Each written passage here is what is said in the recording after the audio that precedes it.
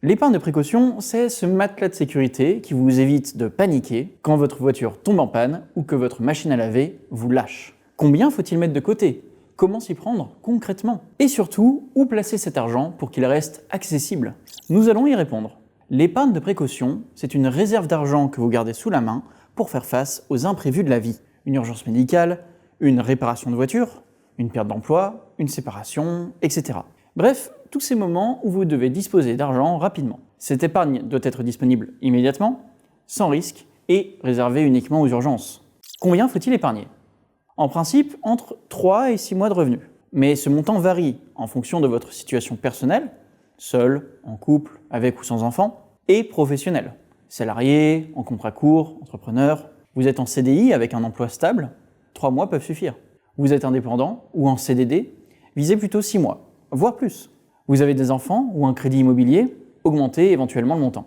Dans tous les cas, l'épargne de précaution se construit pas à pas. D'abord, analysez vos finances. Des outils comme Linksolab peuvent vous aider à évaluer vos dépenses et à voir combien vous pouvez mettre de côté. Listez vos revenus et vos dépenses. Identifiez votre capacité d'épargne mensuelle. Même 50 € par mois, c'est un début. Ensuite, mettez en place un virement automatique directement sur votre compte d'épargne, dès le début du mois par exemple. Enfin, accélérez quand c'est possible. Prime de fin d'année, remboursement d'impôts, pensez à mettre ces sommes de côté. Et souvenez-vous, 100 € par mois, c'est 1 200 € par an. Avec une telle épargne, placée sur un livret A, rémunéré à 1,5% par an net sur 5 ans, vous disposerez de 6 200 €, intérêts compris, ce qui n'est pas négligeable. Maintenant, où placer cette épargne? Première option, on en a parlé, le livret A.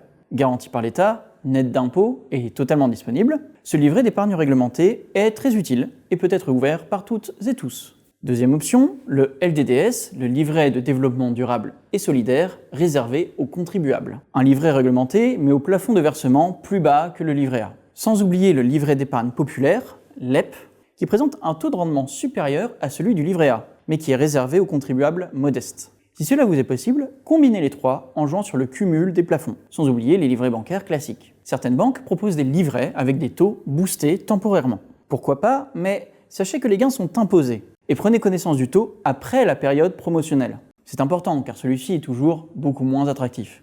Quelles erreurs à éviter? Confondre épargne de précaution et épargne de projet, qui, elle, vise à la réalisation d'un achat spécifique. Biens matériels, voyages, loisirs, etc. Placer son argent sur des supports risqués ou bloqués, ou au contraire tout laisser dormir sur son compte courant. Il faut toujours opter pour une épargne disponible, rémunérée et peu risquée. Autre piège, attendre d'avoir une grosse somme d'argent pour commencer. Même de petites contributions permettent, mois après mois, de bâtir un matelas financier solide et durable. Et attention de ne pas puiser dans cette réserve pour des achats immédiats. Ce n'est pas la fonction d'une épargne de précaution. En somme, cette épargne, c'est votre bouclier financier. Elle vous permettrait de dormir tranquillement et de faire face aux imprévus sans stress. Se constituer une épargne de précaution, c'est simple, accessible et utile.